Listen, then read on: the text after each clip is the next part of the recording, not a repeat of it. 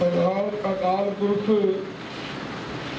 सत सदा रहने वाला आद सच जुगाद सच है भी सच नानक होसी इन्ना जेकर असीं मन लीए समझ लीए कि सत अकाल पुरखा असीं थोड़ा जिहा सानूं उहदे विच पीरियड मिलिया इस धरती ते आउण दा ते असीं इत्थों चले जाना है, शरीर ने रहना नहीं।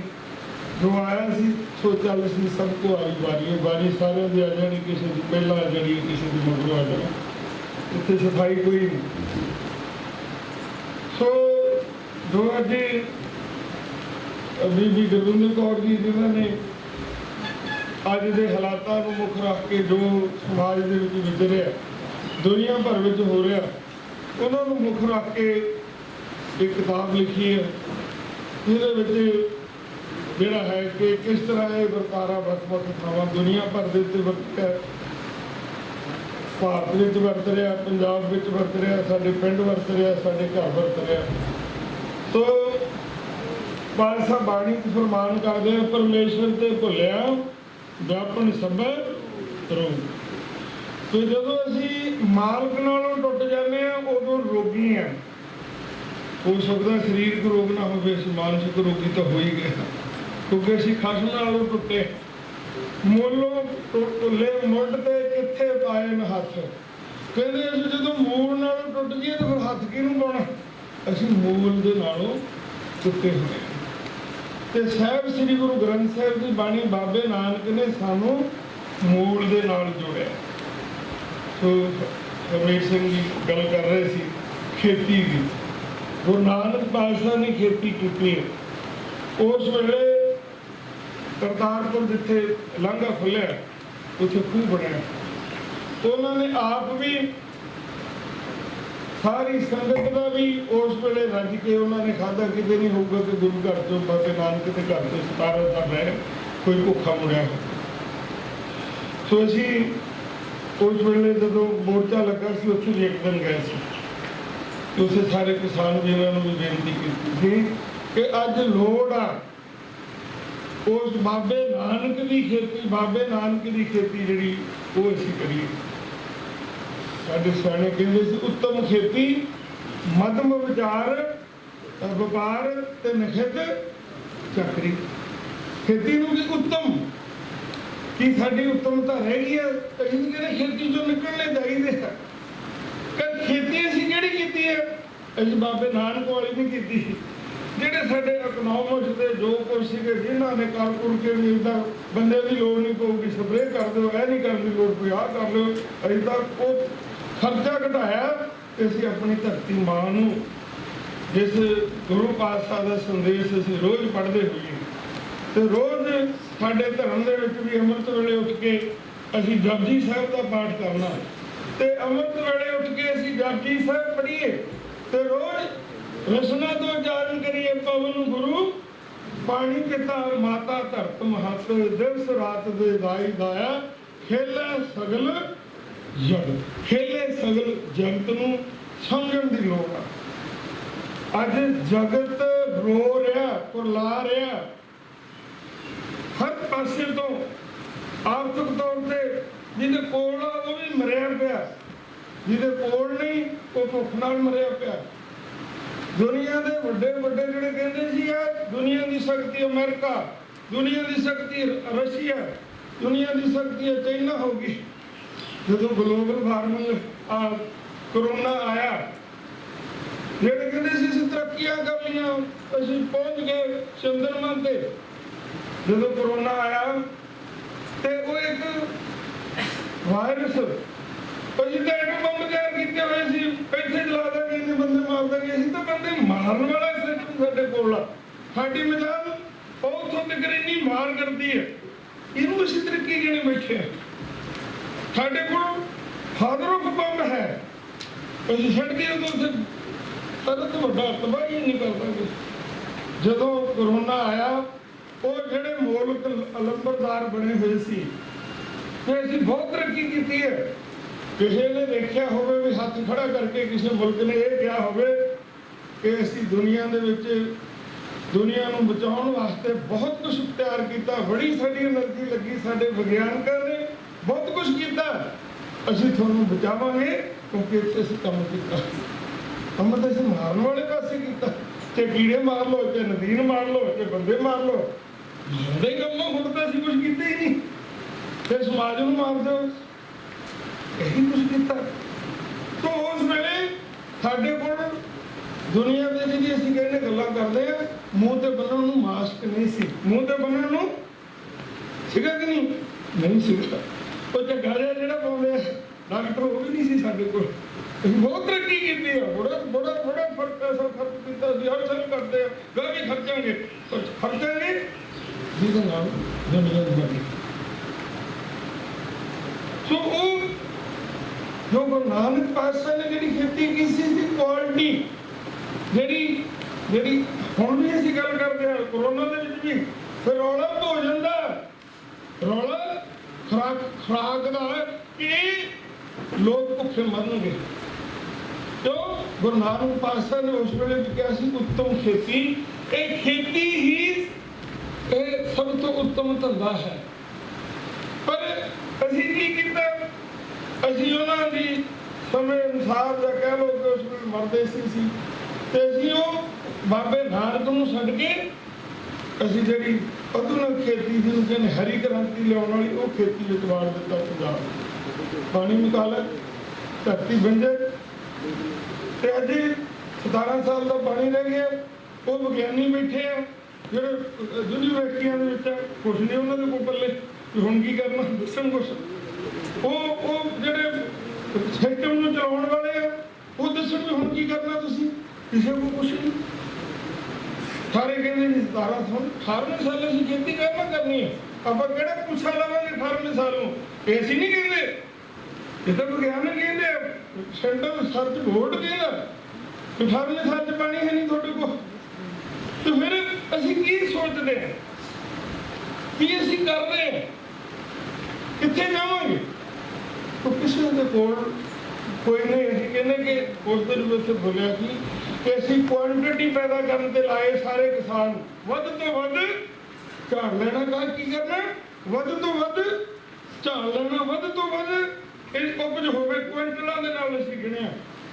ਜਿੱਦਣ ਅਸੀਂ ਕੁਆਲਿਟੀ ਪੈਦਾ ਕਰਾਂਗੇ, ਅੱਜ ਅਸੀਂ ਕੁਆਂਟਿਟੀ ਪੈਦਾ ਕਰ ਰਹੇ ਹਾਂ, ਤੇ ਸਾਡੇ ਅਸੀਂ ਦਿੱਲੀ ਦੇ ਦਰਵਾਜ਼ੇ ਦੇ ਉੱਤੇ 1.5 ਸਾਲ ਬੈਠੇ ਰਹੇ ਹਾਂ ਕਿ ਸਾਨੂੰ ਮਿਨੀਮਮ ਪ੍ਰਾਈਸ ਦਿਓ।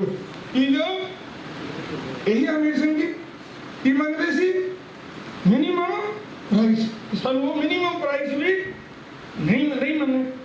ਸੋ ਕੋਈ ਵੀ ਇੰਡਸਟਰੀ ਦੁਨੀਆ ਦਾ ਬੰਦਾ ਕੋਈ ਦੱਸ ਦਿਓ, ਕੋਈ ਇੰਡਸਟਰੀ ਆਪਣਾ ਮਾਲ ਤਿਆਰ ਕਰਦੀ ਹੈ ਤੇ ਉਹ ਸਰਕਾਰ ਕੋ ਮੰਗੇ, ਲੋਕਾਂ ਕੋ ਮੰਗੇ, ਮੈਨੂੰ ਮਿਨੀਮਮ ਪ੍ਰਾਈਸ ਹੈ ਕੋਈ ਦੁਨੀਆ ਦੇ ਵਿੱਚ? ਇਹ ਤੁਹਾਨੂੰ ਲੱਗੇ ਜਿਹੜੀ ਕਹੇ ਮੈਨੂੰ ਘੱਟ ਤੋਂ ਘੱਟ ਚਾਹੀਦਾ, ਹਰ ਮੈਕਸਿਮਮ।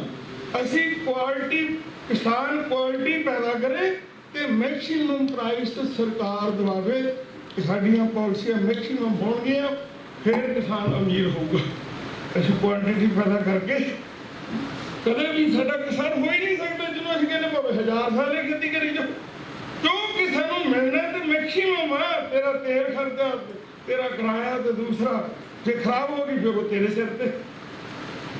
ਸਾਡੀ ਨੀਤੀ ਕੀ ਹੈ ਕਿ ਕਿਸਾਨ ਕੀ ਪੰਜਾਬ ਦੇ ਵਿੱਚ ਕੁਆਲਿਟੀ ਪੈਦਾ ਨਹੀਂ ਹੋ ਸਕਦੀ। ਪੰਜਾਬ ਦੇ ਵਿੱਚ ਅਸੀਂ ਆਪ ਦੇਖੀਏ, ਜਦੋਂ ਕਿ ਅਸੀਂ ਖਾਦ ਨਹੀਂ ਸੀ ਪਾਉਂਦੇ, ਸ਼ੁਰੂਆਤ ਹੋਈ ਉਸ ਵੇਲੇ ਕੋਈ ਖਾਦ ਨਹੀਂ ਪਾਉਂਦਾ ਸੀ। ਅੱਜ ਜਦੋਂ ਬਾਥੂ ਦੀ ਸਪਰੇਅ ਆਈ ਨਾ, ਉਹ ਕਹਿੰਦੇ ਨਾ ਬੰਦੇ ਦੇ ਉੱਤੇ ਦੂਸਰੇ ਖੇਤ ਦੇ ਵਿੱਚ ਲੋਕ ਇੱਕ ਬੰਨੇ ਗੁੱਡਦੇ ਹੁੰਦੇ ਸੀ ਤੇ ਕਹਿੰਦੇ ਜੀ ਹੁਣ ਨਵੀਂ ਸਪਰੇਅ ਆ ਗਈ, ਗੁੱਡਣ ਦੀ ਲੋੜ ਨਹੀਂ, ਬਾਥੂ ਗੁੱਡਣ ਦੀ ਲੋੜ ਨਹੀਂ। ਕਿਤੇ ਗੁਆਂਢੀਆਂ ਦੇ ਖੇਤ ਵਿੱਚ ਸਪਰੇਅ ਹੁੰਦੀ ਸੀ ਤੇ ਬਾਥੂ ਜਿਹੜਾ ਹੈਗਾ ਦੂਸਰਿਆਂ ਦੇ ਖੇਤਾਂ 'ਚੋਂ ਮਰ ਜਾਂਦਾ ਸੀ। ਕਿਉਂਕਿ ਸਾਡਾ ਇੰਨਾ ਸਿਸਟਮ ਸੈਂਸਿਟਿਵ ਸੀ। ਬਾਥੂ ਦੀ ਸਪਰੇਅ ਸਭ ਤੋਂ ਪਹਿਲਾਂ ਆਈ ਤੇ ਅੱਜ ਉਹ ਉੱਤੇ ਉਹ ਜਿਹੜੀ ਹੈਗੀ ਆ ਰੱਖ ਕੇ ਪਤਾ ਨਹੀਂ ਕਿੰਨਾ ਕੁ ਪਾਈ ਜਾਂਦੇ ਆ, ਉਹ ਤਾਂ ਵੀ ਨਹੀਂ ਕੁਛ ਮਿਲਦਾ। ਸੋ ਅਸੀਂ ਕਿੱਥੇ ਪਹੁੰਚ ਗਏ? ਸੋ ਜੇ ਅੱਜ ਖੇਲੇ ਸਗਲ ਜਗਤ ਦੀ ਬਾਬੇ ਨਾਨਕ ਨੇ ਗੱਲ ਕੀਤੀ ਹੈ, ਸਾਰਾ ਸੰਸਾਰ ਰੋ ਰਿਹਾ, ਤੇ ਇਹ ਤਾਂ ਹੀ ਹੱਸਦਾ ਵਸਦਾ ਰਹਿ ਸਕਦਾ ਜੇ ਬਾਬੇ ਨਾਨਕ ਦੀ ਗੱਲ ਨੂੰ ਸਾਰਾ ਵਿਸ਼ਵ ਮੰਨੂਗਾ, ਸਤਿਕਾਰ ਦਊਗਾ। ਸਭ ਤੋਂ ਪਹਿਲਾਂ ਉਹ ਸਤਿਕਾਰ ਪੰਜਾਬ ਦੀ ਧਰਤੀ ਤੋਂ ਮਿਲਣਾ ਚਾਹੀਦਾ ਸੀ, ਪਰ ਇਹ ਕਹਿੰਦੇ ਬਾਬੇ ਨਾਨਕ ਨੇ ਉਹ ਵੀ ਸੋਚਦਾ ਹੋਣਾ ਕਿ ਮੈਂ ਐਡਾ ਵੱਡੀਆਂ ਬਖਸ਼ਿਸ਼ਾਂ ਇਸ ਧਰਤੀ ਤੇ ਕਰ ਗਿਆ, ਗੁਰੂ ਦੇ ਲੜ ਲਾ ਗਿਆ ਵੀ ਇਹ ਤੋਂ ਬਿਨਾਂ ਮੰਨਣਾ ਹੋਰ ਕਿਸੇ ਨੂੰ ਨਹੀਂ। ਅਸੀਂ ਕੋਈ ਵੀ ਕਹਿੰਦੇ, ਅਸੀਂ ਕਹਿੰਦੇ ਗੁਰੂ ਦੀ ਮੰਨਦੇ, ਜੇ ਗੁਰੂ ਦੀ ਮੰਨੀ ਹੁੰਦੀ ਤੇ ਸਾਡੇ ਪਾਣੀ ਗੰਦੇ ਹੁੰਦੇ, ਹਵਾ ਗੰਦੀ ਹੁੰਦੀ, ਤੇ ਅਸੀਂ ਗੁਰੂ ਦੀ ਮੰਨੀ ਹੁੰਦੀ, ਅਸੀਂ ਹਵਾ ਨੂੰ ਗੁਰੂ ਦਾ ਸਤਿਕਾਰ ਦਿੰਦੇ, ਤੇ ਅਸੀਂ ਗੁਰੂ ਦਾ ਬਚਨ ਮੰਨ ਕਰਕੇ ਕੀ ਅਸੀਂ ਅੱਗਾ ਲਾਉਂਦੇ। ਗੁਰੂ ਨੇ ਸਾਨੂੰ ਕਿਉਂ ਸਤਿਕਾਰ ਦਿੱਤਾ ਕਿ ਇਹਦੇ ਨਾਲ ਸਾਡਾ ਜੀਵਨ ਹੋਇਆ ਜੁੜਿਆ। ਅਸੀਂ ਜਦੋਂ ਅੱਗ ਲਾਉਂਦੇ ਆ ਉਹ ਸਾਡੇ ਫੇਫੜਿਆਂ 'ਚ ਵੀ ਜਾਂਦਾ। ਸਾਡੇ ਭਰਾ ਭਾਈ ਰਿਸ਼ਤੇਦਾਰ ਸਾਕ ਸੰਬੰਧੀ, ਉਹ ਗਰੀਬ ਗੁਰਬਾ ਮਰੀਜ਼, ਉਹਨਾਂ ਨੇ ਵੀ ਸਾਹ ਲੈਣਾ। ਕਈ ਵਾਰ ਦੇਖਿਆ ਕਿ ਸਾਨੂੰ ਇਹਦਾ ਹੱਲ ਨਹੀਂ ਲੱਭਦਾ, ਫਿਰ ਅਸੀਂ ਮਰ ਜਾਣਾ। ਖਾਲੀ ਅਸੀਂ ਲੈਣਾ, ਅਸੀਂ ਆਪਣੇ ਨਿਆਣੇ ਮਾਰ ਦੇਣੇ ਆ, ਆਪਣੇ ਬਜ਼ੁਰਗ ਮਾਰ ਦੇਣੇ, ਆਪਣਾ ਸਮਾਜ ਮਾਰ ਦੇਣਾ। ਇਹ ਕਿਹੜੀ ਹੈਗੀ ਹੈ ਕਿ ਜੇ ਸਾਨੂੰ ਸਰਕਾਰ ਨਹੀਂ ਦੇ ਰਹੀ ਤੇ ਅਸੀਂ ਅੱਗ ਲਾਉਣੀ ਹੈ। ਗੁਰੂ ਦੀ ਗੱਲ ਤਾਂ ਮੰਨੀਏ, ਅਸੀਂ ਕਹਿੰਦੇ ਨਹੀਂ ਕਿਸੇ ਦੀ ਵੀ ਮੰਨੋ, ਸਾਡੀ ਨਾ ਮੰਨੋ। ਸਾਨੂੰ ਗੁਰੂ ਕਹਿ ਰਹੇ, ਅਸੀਂ ਗੁਰਦੁਆਰੇ ਵਿੱਚ ਅਗਰਬੱਤੀ ਲਾਉਣੇ, ਪੂਜਾ ਪਾਠ ਕਰਦੇ, ਕਾਹਦੇ ਤੋਂ ਲਾਉਣੇ ਵੀ ਵਾਤਾਵਰਨ ਸੁਗੰਧਿਤ ਹੋਵੇ, ਬੈਠ ਕੇ ਨਾਮ ਜਪਿਆ ਜਾਵੇ ਜਾਂ ਗੁਰੂ ਘਰ ਵਿੱਚ ਸੁਗੰਧਿਤ ਹੋਵੇ। ਤੇ ਜਦੋਂ 5-5 ਕਿਲੋਮੀਟਰ ਬਦਬੂ ਮਾਰਦੇ ਗੰਦੇ ਨਾਲੇ, ਉਹ ਵੀ ਤਾਂ ਉਸੇ ਹਵਾ 'ਚ ਹੀ ਜਾਂਦੇ। ਇਸ ਨਦੀ ਦੇ ਵਿੱਚ ਨਹਾ ਕੇ ਅਸੀਂ ਅਰਦਾਸ ਕਰਦੇ ਹਾਂ ਕਿ ਮਹਾਰਾਜ ਸਾਨੂੰ ਸਾਰੀਆਂ ਬਖਸ਼ਿਸ਼ਾਂ ਦੇ, ਤੰਦਰੁਸਤੀਆਂ ਦੇ ਖਜ਼ਾਨੇ ਦੇ ਦੇ। ਤੇ ਜਦੋਂ ਅਸੀਂ ਉਹਦੇ ਵਿੱਚ ਕੂੜਾ ਪਾਉਂਦੇ ਹਾਂ ਤੇ ਬਾਪੂ ਤਾਂ ਉਹੀ ਹੈ ਜਿਹਨੇ ਸਾਨੂੰ ਖਜ਼ਾਨੇ ਦੇਣੇ, ਜਿਹਨਾਂ ਅਸੀਂ ਮੱਥਾ ਟੇਕਦੇ ਹਾਂ। ਤੇ ਕੀ ਜਦੋਂ ਉਸ ਵਿੱਚ ਕੂੜਾ ਪਾਉਂਦੇ ਆ ਤਾਂ ਖਜ਼ਾਨੇ ਮਿਲਣਗੇ? ਸੋ ਤੁਸੀਂ ਪੰਜਾਬ ਦੇ ਵਿੱਚ ਜਿਹੜੇ ਵਿਦਵਾਨ ਆ ਉਹ ਇਸ ਐਨਾਲਿਸਿਸ ਕਰਕੇ ਦੇਖ ਲਿਓ। ਜਦੋਂ ਤੋਂ ਅਸੀਂ ਪਾਣੀਆਂ ਵਿੱਚ ਗੰਦ ਪਾਇਆ ਤੇ ਪੰਜਾਬ ਹਮੇਸ਼ਾ ਹੀ ਥੱਲੇ ਨੂੰ ਗਿਆ।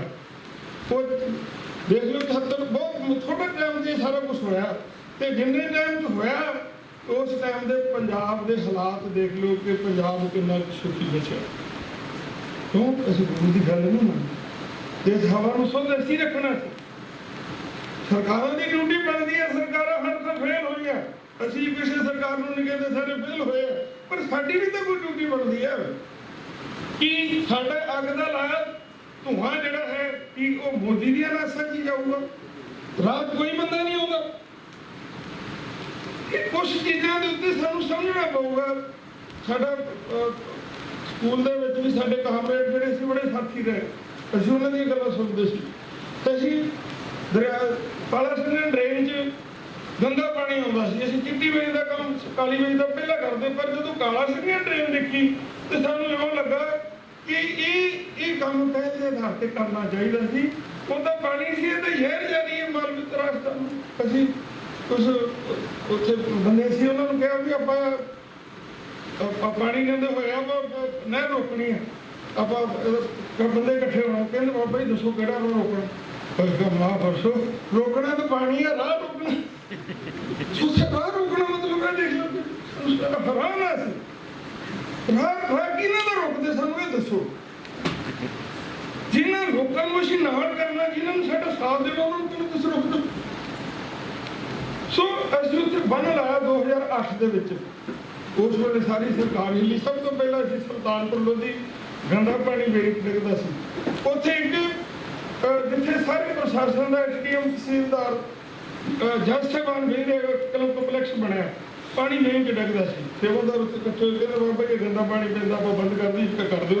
ਉਹ ਲੈਣ ਇੱਕ ਮੁੱਢ ਸਪੈਦੇ ਦਾ ਲੈਣ ਕੇ ਉਹਦੇ ਵਿੱਚ ਡਾਲਤਾ, ਉੱਤੋਂ ਦੇ ਟਰੈਕਟਰ ਨੂੰ ਮਿੱਟੀ ਪਾ ਕੇ ਲੁੱਗ ਗਿਆ। ਸ਼ਾਮ ਤੱਕ ਪਾਣੀ ਜਿਹੜਾ ਹੈਗਾ ਸਾਰੇ ਕੰਪਲੈਕਸ ਚੜ੍ਹ ਗਿਆ। ਐਸਡੀਐਮ ਨੇ ਬੁਲਾ ਲਿਆ, ਕਹਿੰਦੇ ਸੇਵਾਦਾਰਾਂ ਨੂੰ ਵੀ ਪਾਣੀ ਖੁੱਲ ਗਿਆ। ਉਹ ਕਹਿੰਦੇ ਬਾਬਾ ਜੀ ਰਾਖੀ ਬਿਠਾ ਲਿਆ, ਅਸੀਂ ਬਾਬੇ ਨਾਲ ਗੱਲ ਕਰੋ, ਅਸੀਂ ਕਿਉਂ ਬੋਲਣ ਦੇਵਾਂਗੇ? ਸਾਨੂੰ ਸੱਦ ਲਿਆ। ਐਸਡੀਐਮ ਗਰਗ ਸੀ ਉੱਥੇ, ਕਹਿੰਦਾ ਬਾਬਾ ਜੀ ਤੁਸੀਂ ਪਾਣੀ ਸਾਡਾ ਰੋਕਤਾ, ਸਾਡੇ ਤਾਂ ਪਾਣੀ ਚੜ੍ਹ ਗਿਆ। ਅਸੀਂ ਤਾਂ ਹੋਰ ਲੋਕਾਂ ਨਾਲ ਅਸੀਂ ਮਦਦ ਸਫਾਈ ਕਰ ਸਕਦੇ ਹਾਂ। जिन्होंने नहीं समझो ਤੁਹਾਨੂੰ ਪਤਾ 1974 ਦੇ ਐਕਟ ਅਨੁਸਾਰ ਕਿਸੇ ਨੈਚੁਰਲ ਸੋਰਸ ਤੇ ਅਸੀਂ ਥੁੱਕ ਵੀ ਨਹੀਂ ਸਕਦੇ ਗੰਦੇ ਪਾਣੀ ਪਾਉਣ ਤੋਂ ਦੂਰ ਦੀ ਗੱਲ। ਕਹਿੰਦਾ ਬਾਬਾ ਜੀ ਸਾਨੂੰ 15 ਦਿਨ ਦਾ ਟਾਈਮ ਦੇ ਦਿਓ। ਅਸੀਂ ਕਿਹਾ 15 ਦਿਨ ਦਾ ਇਸ ਵਾਸਤੇ ਵੀ ਤੂੰ 15 ਦਿਨ ਇੱਥੇ ਗੰਦ ਪਾਓ, ਫਿਰ ਅਸੀਂ ਲੋਕ ਇਕੱਠੇ ਕਰਾਂਗੇ ਪਿੰਡਾਂ 'ਚੋਂ, ਆਓ ਵੀ ਸੇਵਾ ਕਰੀਏ, ਫਿਰ ਤੁਹਾਡਾ ਅਸੀਂ ਗੰਦ ਚੱਕਾਂਗੇ। ਕਿਰਪਾ ਕਰਕੇ ਜਿੱਥੇ ਮਰਜ਼ੀ ਰੱਖੋ, ਇਹ ਨਹੀਂ ਖੁੱਲ੍ਹਣਾ, ਕਿਸੇ ਦੀ ਤਾਕਤ ਨਹੀਂ ਪਈ। ਪਹਿਲਾ ਟ੍ਰੀਟਮੈਂਟ ਪਲਾਂਟ ਸੁਲਤਾਨਪੁਰ ਲੋਧੀ ਲੱਗਾ, ਦੂਸਰਾ ਟ੍ਰੀਟਮੈਂਟ ਪਲਾਂਟ ਕਪੂਰਥਲੇ ਲੱਗਾ। ਜਦੋਂ ਕਾਲਾ ਸਿੰਘ ਨੇ ਡੇਮ ਲਿਆ ਉੱਥੇ 50 ਮਿੰਟ ਟ੍ਰੀਟਮੈਂਟ ਪਲਾਂਟ ਲੱਗਾ। ਸੋ ਕਹਿਣ ਦਾ ਭਾਵ ਕਿ ਜੋ ਸਿਸਟਮ ਸੀਗਾ, ਜਿਹੜਾ ਜਿੱਥੇ ਅਸੀਂ ਸੱਟ ਮਾਰਨੀ ਸੀ ਉੱਥੇ ਤਾਂ ਸੱਟ ਮਾਰਦੇ ਹੀ ਨਹੀਂ। ਜੋ ਅਸੀਂ ਕਰਨ ਵਾਲਾ ਉਹਦੇ ਵਾਸਤੇ ਤਾਂ ਅਸੀਂ ਕਦੇ ਇਕੱਠੇ ਹੋ ਕੇ ਲੱਗੇ ਹੀ ਨਹੀਂ ਕਿ ਵੀ ਆਹ ਸਾਡਾ ਕਰਨ ਵਾਲਾ। ਅਸੀਂ ਤਾਂ ਉਹ ਚੀਜ਼ਾਂ ਦੇ ਉੱਤੇ ਸਾਡਾ ਧਿਆਨ ਆ ਜਿਹਦੇ ਨਾਲ ਸਾਡੇ ਨੰਬਰ ਬਣ, ਜਿਹਦੇ ਨਾਲ ਸਾਡੀ ਗੇਮ ਬਣੇ, ਜਿਹਦੇ ਨਾਲ ਅਸੀਂ ਪੋਲੀਟਿਕਸ ਕਰੇ।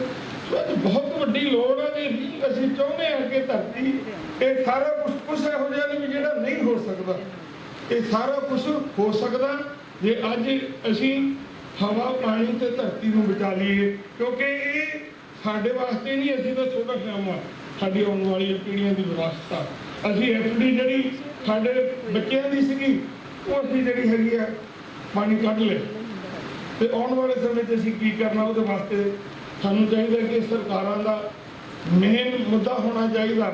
ਜਿਸ ਵੇਲੇ ਅਸੀਂ ਇਲੈਕਸ਼ਨ ਚੱਲ ਰਹੀ ਸੀ ਉਸ ਵੇਲੇ ਵੀ ਅਸੀਂ ਪੂਰੇ 2 ਮਹੀਨੇ ਕੰਪੇਨ ਚਲਾਈ ਕਿ ਕੋਈ ਵੀ ਸਰਕਾਰ ਆਵੇ ਉਹ ਐਨਵਾਇਰਨਮੈਂਟ ਜਿਹੜਾ ਹੈਗਾ ਇਹ ਚੀਜ਼ਾਂ ਨੂੰ ਲਾਗੂ ਕਰੇ, ਹਵਾ, ਪਾਣੀ ਤੇ ਧਰਤੀ ਵਾਸਤੇ ਯਤਨ ਕਰੇ।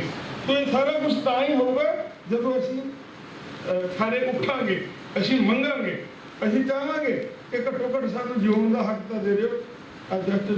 ਜਸਵੀਰ ਸਿੰਘ ਜੀ ਬੈਠੇ ਉਦੋਂ NGT ਦੇ ਜੱਜ ਸਾਹਿਬ ਵੀ ਬੈਠੇ ਸੀ, ਗੋਇਲ ਸਾਹਿਬ, ਉਹਨਾਂ ਦੇ ਸਾਹਮਣੇ ਅਸੀਂ ਉਹਨਾਂ ਨੂੰ ਕਿਹਾ ਸੀ ਉਹ ਕਿ ਜੇ ਅਸੀਂ ਸਬੂਤ ਤੁਹਾਨੂੰ ਸਾਰੇ ਦੇ ਦਿੱਤੇ ਜੇ ਸਾਡੇ ਐਵੀਡੈਂਸ ਵਿੱਚ ਕੋਈ ਘਾਟ ਆ ਤੇ ਉਹ ਸਾਨੂੰ ਦੱਸ ਦਿਓ ਜੱਜ ਸਾਹਿਬ, ਐਵੀਡੈਂਸ ਸਹੀ ਰਿਹਾ ਨਾ, ਐਵੀਡੈਂਸ ਹੋਰ ਦੇ ਦਾਂਗੇ, ਪਰ ਜੇ ਤੁਸੀਂ ਸਜ਼ਾ ਨਾ ਦੇਵੇ ਤੁਹਾਡੀ ਡਿਊਟੀ ਹੈ। ਐਵੀਡੈਂਸ ਦੀ ਘਾਟ ਹੋਵੇ, ਕਿਉਂਕਿ ਐਵੀਡੈਂਸ ਜੱਜ ਸਾਹਿਬ ਹੁਣ ਤਾਂ ਸਾਡੇ ਨਾਲ ਆ ਕੇ ਤਾਂ ਜੀ ਉੱਪਰਲਾ ਉਹਦੇ ਹਵਾ 'ਚ ਮਾਰਦੇ ਸੀ ਤੀ ਹੁਣ ਤਾਂ ਜੱਜ ਸਾਹਿਬ ਦੀ ਕਮੇਟੀ, ਕਿਉਂਕਿ ਜੱਜ ਸਾਹਿਬ ਕਿੱਦਾਂ ਆਏ ਉਦੋਂ ਵੀ ਗੱਲ ਸੁਣਾਉਂਦੇ ਗੋਇਲ ਸਾਹਿਬ, ਜਦੋਂ ਕਮੇਟੀ ਪਹਿਲੀ ਸਾਡੀ ਬਣੀ ਨਿਗਰਾਨ ਕਮੇਟੀ, ਪਹਿਲੀ ਰਿਪੋਰਟ ਦਿੱਤੀ ਅਸੀਂ ਕੱਲੀ ਫੋਟੋ ਕੋਰਟ ਨੂੰ ਭੇਜੀ, 50 ਕਰੋੜ ਰੁਪਈਆ ਪੰਜਾਬ ਸਰਕਾਰ ਨੂੰ ਜੁਰਮਾਨਾ ਹੋਇਆ। ਤੇ ਜਦੋਂ ਦੂਸਰੀ ਰਿਪੋਰਟ ਦੇਣੀ ਸੀ ਤੇ ਫਿਰ ਸਾਨੂੰ ਉਹਨਾਂ ਵਿੱਚ ਹੀ ਨਹੀਂ ਰੱਖਿਆ, ਦਸਤਖਤ ਕਰਾ ਲਿਆ। ਤੇ ਫਿਰ ਸਾਨੂੰ ਪਤਾ ਸੀ ਹੁਣ ਇਹ ਕਮੇਟੀ ਗਈ। ਫਿਰ ਅਸੀਂ ਇਹ ਖਿਆਲ ਰੱਖਿਆ ਵੀ ਕੋਰਟ ਵਿੱਚ ਤਰੀਕ ਕਿੱਦਣ ਦੀ ਹੈ, ਤੇ ਜਿੱਦਣ ਤਰੀਕ ਸੀਗੀ ਫਿਰ ਅਸੀਂ ਜਾ ਕੇ ਕੋਰਟ 'ਚ ਬਹਿ ਗਏ ਤੇ ਜਿੱਦਾਂ ਬੈਠੇ ਹਰ ਕੇਸ ਚੱਲਦੇ ਸੀ ਸੁਣੀ ਗਏ। ਜਦੋਂ ਸਾਡੇ ਵੱਲੋਂ ਕੇਸ ਆਇਆ ਇਹਦੇ ਪੰਜਾਬ ਵਾਲਾ, ਤੇ ਜੱਜ ਸਾਹਿਬ ਕਹਿੰਦੇ ਬਾਬਾ ਜੀ ਤੁਸੀਂ ਕਿੱਦਾਂ ਆਏ ਹੋ, ਕੇਸ ਸੁਣਨ ਆਏ ਆ ਜਾਂ ਕੁਝ ਕਹਿਣ ਆਏ? ਅਸੀਂ ਕਿਹਾ ਅਸੀਂ ਤਾਂ ਕਹਿਣ ਆਏ ਆ ਕਿ ਤੁਸੀਂ ਸਾਨੂੰ ਕਮੇਟੀ ਦਾ ਮੈਂਬਰ ਬਣਾਇਆ ਸੀ, ਪਹਿਲੀ ਕੰਪਲੇਂਟ ਜਿਹੜੀ ਹੈਗੀ ਰਿਪੋਰਟ ਤੁਹਾਨੂੰ ਦਿੱਤੀ ਹੈ, ਇਸ ਰਿਪੋਰਟ ਵਿੱਚ ਜਿਹੜੀ ਸਾਡਾ ਕੁਝ ਨਹੀਂ, 2 ਚੋਰ ਆ, ਇੱਕ ਪਾਣੀ ਪਾ ਰਿਹਾ, ਕਦੇ ਕ੍ਰਾਈਮ ਕਰ ਰਿਹਾ, ਤੇ ਦੂਸਰਾ ਜਿਹਨੇ ਸਜ਼ਾ ਦੇਣੀ ਸੀ ਪੋਲੂਸ਼ਨ ਕੰਟਰੋਲ ਬੋਰਡ,